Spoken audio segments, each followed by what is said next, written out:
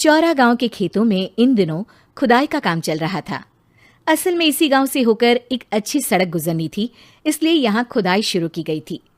अचानक एक दिन खुदाई करने वाली मशीन से कुछ टकराता है। बाद में जब खोजबीन की जाती है तो वहां से 2 कंकाल मिलते हैं। पुलिस गांव के लोगों से पूछताछ शुरू करती है। आप लोगों को क्या लगता है ये किसके कंकाल हो सकते हैं? अरे साहब, हमें क्या पता ये किसके कंकाल हैं, आप ही लोग पता लगाइए, हम लोग तो बहुत ज़्यादा डरे हुए हैं। हाँ, हमारी फॉरेंसिक टीम अभी आ रही है। ये बताओ कि इस गांव के रहने वाला कोई जोड़ा गायब तो नहीं ना? क्योंकि शुरुआती जांच में तो ये बात सामने आ रही है कि एक कंकाल किसी पुरुष का है तो एक किसी महिला का। साहब, हमें तो बहुत डर लग रहा है।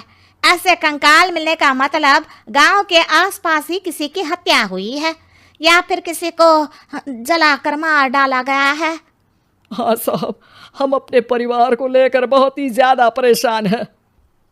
देखिए, आप लोगों की परेशानी हम समझ सकते हैं, लेकिन आप लोगों को पुलिस का सहयोग करना होगा, क्योंकि आपके सहयोग के बगैर हम ये पता नहीं लगा सकते हैं कि आखिर ये किसके कंकाल है और इनकी हत्या किसने की। ठीक है साहब, गांव के लोग आपका पूरा सहयोग करेंगे। हाँ साहब, पूरा सहयोग करेंगे। तो फिर ठीक है, हम अपनी जांच शुरू कर देते हैं। कुछ दिन बाद जांच रिपोर्ट आ जाती है। पता चलता है कि ये कंकाल करीब 20 साल पुराने हैं, यानी 20 साल पहले किसी जोड़े की हत्या कर शव को यहाँ पर दबा दिया गया था। इंस्पेक्टर राघव, ये बताओ कि 20 साल पहले की मर्डर मिस्ट्री क्या अब सुलझ सकती है? हाँ सर, क्यों नहीं, लेकिन अब सबूत और गवाह काफी मिट गए होंगे। मुश्किल तो होगी, लेकिन शायद किसी परिवार को इंसाफ मिल सके।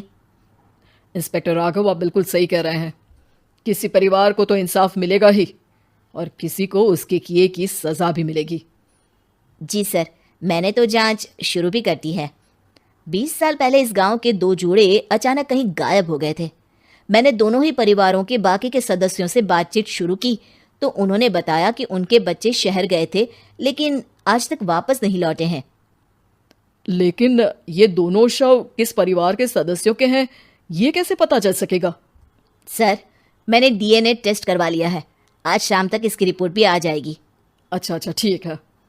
उसी शाम को सर, डीएनए रिपोर्ट के मुताबिक ये दोनों ही लाशें चौरा गांव के रहने वाले प्रधान सुल्तान सिंह के बेटे और बहू की है।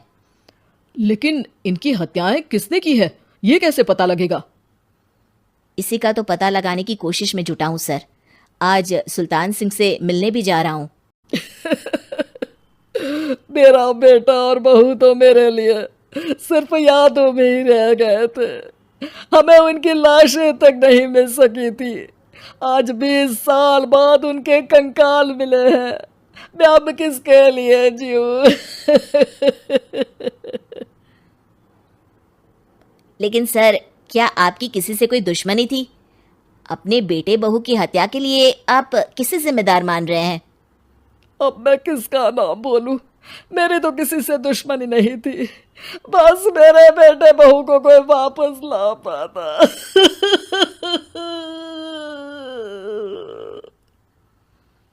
इसके बाद सुल्तान सिंह फूट फूट कर रोना शुरू कर देते हैं। सर, अब आप इनका अंतिम संस्कार करवा सकते हैं। कम से कम इनका शरीर ना सही, इनका कंकाल तो आपको मिला है। लेकिन हाँ, अगर आपको कुछ भी याद आए तो ज़रूर बताइएगा। मेरी तो बेटा अब उम्र हो गई है, लेकिन मेरे बेटे और बहू के हत्यारों का ज़रूर पता लगाइएगा, क्योंकि जब तक हत्यारे पकड़े नहीं जाएंगे मेरा मन नहीं मानेगा।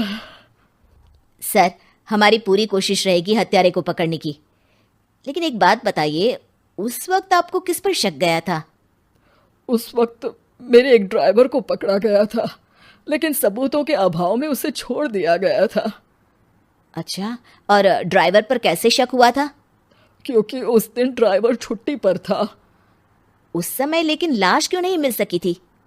उस वक्त पुलिस ने बहुत कोशिश की थी, लेकिन दोनों की डेड बॉडी नहीं मिल सकी थी। ठीक है, हमारी तफ्तीश चल रही है, मैं फिर आऊँगा। इसके बाद इंस्पेक्टर वहां से चला जाता है और सुल्तान सिंह अपने बेटे और बहू की याद में खो जाते हैं।